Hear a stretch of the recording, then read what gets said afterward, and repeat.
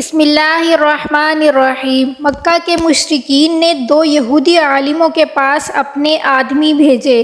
یہ یہودی عالم مدینہ میں رہتے تھے۔ دونوں قاصدوں نے یہودی عالموں سے ملاقات کی اور ان سے کہا، ہم آپ کے پاس اپنا ایک معاملہ لے کر آئے ہیں۔ ہم لوگوں میں ایک یتیم لڑکا ہے، اس کا دعویٰ ہے کہ وہ اللہ کا رسول ہے۔ یہ سن کر یہودی عالم بولے، ہمیں اس کا حلیہ بتاؤ۔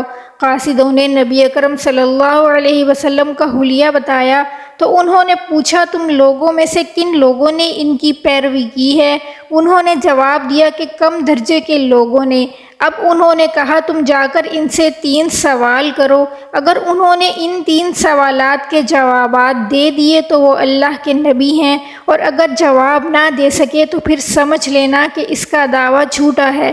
پہلے ان سے ان نوجوانوں کے بارے میں سوال کرنا جو پچھلے زمانے میں ایک غار میں چھپ گئے تھے، یعنی اصحاب کہف کے بارے میں۔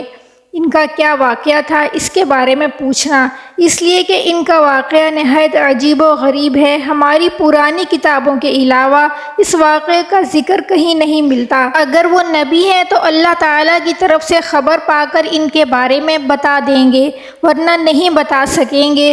پھر ان سے یہ پوچھنا کہ اس شخص کے بارے میں بتائیں جس نے مشرق سے مغرب تک پوری دنیا کا سفر کیا۔ پھر ان سے روح کے بارے میں پوچھنا کہ وہ کیا چیز ہے۔ اگر انہوں نے تینوں سوالوں کے جواب دے دیے تو تم لوگ سمجھ لینا کہ وہ سچے نبی ہیں۔ اس صورت میں تم ان کی پیروی کرنا۔ قریش مکہ کے بھیجے ہوئے لوگ مذکورہ 3 سوالات لے کر واپس مکہ آئے اور قریش سے کہنے لگے کہ ہم ایسی چیز لے کر آئے ہیں کہ اس سے ہمارے اور محمد کے درمیان فیصلہ ہو جائے گا۔ اس کے بعد انہوں نے ان سب کو تفصیل سنائی۔ اب یہ مشرکین حضور نبی کریم صلی اللہ علیہ وسلم کے پاس آئے تو انہوں نے آپ سے کہا، اے محمد، اگر آپ اللہ کے سچے رسول ہیں تو ہمارے 3 سوالات کے جوابات بتا دیں۔ ہمارا پہلا سوال یہ ہے کہ اصحاب کہف کون تھے؟ دوسرا سوال یہ ہے کہ وہ شخص کون تھا جس نے مشرق سے مغرب تک پوری دنیا کا سفر کیا، یعنی ذوالقرنین کون تھے؟ اور تیسرا سوال یہ ہے کہ روح کیا چیز ہے؟ کہتے ہیں کہ آپ صلی اللہ علیہ وسلم نے ان سوالات کو سن کر فرمایا، میں ان سوالات کے جوابات تمہیں کل دوں گا۔ نبی کریم صلی اللہ علیہ وسلم نے اس جملے میں انشاءاللہ نہ فرمایا، یعنی یہ نہ کہا کہ انشاءاللہ میں تمہیں کل جواب دوں گا۔ قریش مکہ آپ کا جواب سن کر واپس چلے گئے اور حضور صلی اللہ علیہ وسلم وحی کا انتظار کرنے لگے، لیکن وحی نہ آئی۔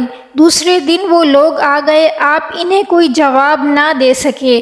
وہ لوگ باتیں بنانے لگے، انہوں نے یہ تک کہہ دیا کہ محمد کے رب نے انہیں چھوڑ دیا ہے۔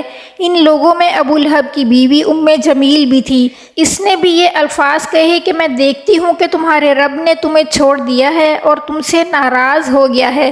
نبی کریم صلی اللہ علیہ وسلم کو قریش کی یہ باتیں بہت گراں گزریں، آپ بہت پریشان اور غمگین ہو گئے۔ آخر جبرائیل علیہ السلام سورہ کہف لے کر نازل ہوئے اور اللہ تعالیٰ نے آپ کو ان تینوں سوالوں کے جواب بتا دیے، اور اللہ جل شانہ کی طرف سے آپ کو ہدایت کی گئی کہ آپ کسی کام کی نسبت یوں نہ کہا کیجئے کہ اس کو کل کر دوں گا، مگر اللہ کے چاہنے کو ملا لیا کیجئے، یعنی انشاءاللہ کہا کیجئے۔ آپ بھول جائیں تو اپنے رب کا ذکر کیا کیجئے اور کہہ دیجئے کہ مجھے امید ہے میرا رب مجھے، یعنی نبوت کی دلیل بننے کے اعتبار سے، اس سے بھی نزدیک تر بات بتا دے گا۔ بحوالہ سورہ کہف۔ مطلب یہ تھا کہ جب آپ یہ کہیں کہ آئندہ فلاں وقت پر میں یہ کام کروں گا تو اس کے ساتھ انشاءاللہ ضرور کہا کیجئے۔ اگر اس وقت اپنی بات کے ساتھ انشاءاللہ ملانا بھول جائیں اور بعد میں یاد آ جائے تو اس وقت انشاءاللہ کہہ دیا کریں، اس لیے کہ بھول جانے کے بعد یاد آنے پر وہ انشاءاللہ کہہ دینا بھی ایسا ہے جیسے گفتگو کے ساتھ کہہ دینا ہوتا ہے۔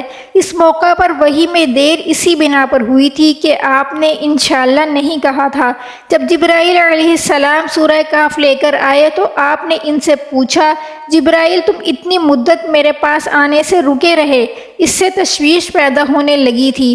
جواب میں حضرت جبرائیل علیہ السلام نے عرض کیا، ہم آپ کے رب کے حکم کے بغیر نہ ایک زمانے سے دوسرے زمانے میں داخل ہو سکتے ہیں، نہ ایک جگہ سے دوسری جگہ جا سکتے ہیں، ہم تو صرف اس کے حکم پر عمل کرتے ہیں۔ اور یہ جو کفار کہہ رہے ہیں کہ آپ کے رب نے آپ کو چھوڑ دیا ہے، تو آپ کے رب نے آپ کو ہرگز نہیں چھوڑا، بلکہ یہ سب اس کی حکمت کے مطابق ہوا ہے۔ پھر حضرت جبرائیل علیہ السلام نے آپ کو اصحاب کہف کے بارے میں بتایا، ذوالقرنین کے بارے میں بتایا، اور پھر روح کے بارے میں وضاحت کی۔ اللہ جل شانہ نے خود قرآن پاک میں اصحاب کہف کا ذکر فرمایا ہے۔ وہ کچھ اللہ کے ولی نوجوان تھے جنہیں اللہ نے ایک غار میں ایک طویل مدت کے لیے سلا دیا تھا اور انہیں دنیا کی نظروں سے اوجھل کر دیا تھا۔ پھر جب وہ اٹھے تو بالکل ویسی ہی حالت میں تھے جیسے سوئے تھے۔ ان کی صحیح تعداد اللہ ہی کو معلوم ہے۔ ذوالقرنین کے بارے میں آتا ہے کہ ذوالقرنین ایک نیک خدا رسیدہ اور زبردست بادشاہ تھا۔ انہوں نے 3 بڑی مہمات سر کیں۔ ذوالقرنین کے بارے میں آتا ہے کہ ذوالقرنین ایک نیک خدا ترس اور زبردست بادشاہ تھا۔ انہوں نے 3 بڑی مہمات سر کیں۔ پہلی مہم میں وہ اس مقام تک پہنچے جہاں سورج غروب ہوتا ہے۔ یہاں انہیں ایسی قوم ملی جس کے بارے میں اللہ نے انہیں اختیار دیا کہ چاہیں تو اس قوم کو سزا دیں، چاہیں تو ان کے ساتھ نیک سلوک کریں۔ ذوالقرنین نے کہا کہ جو شخص ظالم ہے ہم اسے سزا دیں گے، اور مرنے کے بعد اللہ تعالیٰ بھی اسے سزا ہی دیں گے، البتہ مومن بندوں کو نیک بدلہ ملے گا۔ دوسری مہم میں وہ اس مقام تک پہنچے جہاں سے سورج طلوع ہوتا ہے۔ وہاں انہیں ایسے لوگ ملے جن کے مکانات کی کوئی چھت وغیرہ نہیں تھی۔ تیسری مہم میں وہ 2 گھاٹیوں کے درمیان پہنچے۔ یہاں کے لوگ ان کی بات نہیں سمجھتے تھے۔ انہوں نے اشاروں میں یا ترجمان کے ذریعے یاجوج ماجوج کی تباہ کاریوں کا شکوہ کرتے ہوئے ان سے درخواست کی کہ وہ ان کے اور یاجوج ماجوج کے درمیان بند بنا دیں۔ ذوالقرنین نے لوہے کی چادریں منگوائیں اور پھر ان سے ایک دیوار بنا دی۔ اس میں تانبا پگھلا کر ڈالا گیا۔ اس کام کے ہونے پر ذوالقرنین نے کہا، یہ اللہ کا فضل ہے کہ مجھ سے اتنا بڑا کام ہو گیا۔ روایت میں آتا ہے کہ قیامت کے نزدیک یاجوج ماجوج اس دیوار کو توڑنے میں کامیاب ہو جائیں گے اور زمین میں فساد پھیلائیں گے۔ ذوالقرنین کے بارے میں مختلف وضاحتیں کتابوں میں ملتی ہیں۔ ان کا نام سکندر تھا، لیکن یہ یونان کے سکندر نہیں ہے جسے سکندر اعظم کہا جاتا ہے۔ یونانی سکندر کافر تھا، جبکہ یہ مسلم اور ولی اللہ تھے۔ یہ سام بن نوح علیہ السلام کی اولاد میں سے تھے۔ خضر علیہ السلام ان کی فوج کا جھنڈا اٹھانے والے تھے۔ تیسرے سوال کے بارے میں بتاتے ہیں تو یاد رہے کہ تیسرے سوال یعنی روح کے بارے میں اللہ تعالیٰ نے ارشاد فرمایا، یہ لوگ آپ سے روح کے بارے میں پوچھتے ہیں، آپ فرما دیجئے کہ روح میرے رب کے حکم سے قائم ہے، یعنی روح کی حقیقت اس کے علم میں ہے، اس کے سوا اس کے بارے میں کوئی نہیں جانتا۔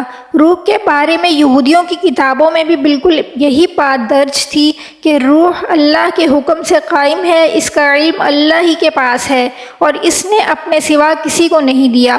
یہودیوں نے مشرکوں سے پہلے ہی کہہ دیا تھا کہ اگر انہوں نے روح کے متعلق کچھ بتایا تو سمجھ لینا وہ نبی نہیں ہے، اگر صرف یہ کہا کہ روح اللہ کے حکم سے قائم ہے تو سمجھ لینا کہ وہ سچے نبی ہیں۔ اور اللہ جل شانہ کے حکم سے آپ نے بالکل یہی جواب ارشاد فرمایا۔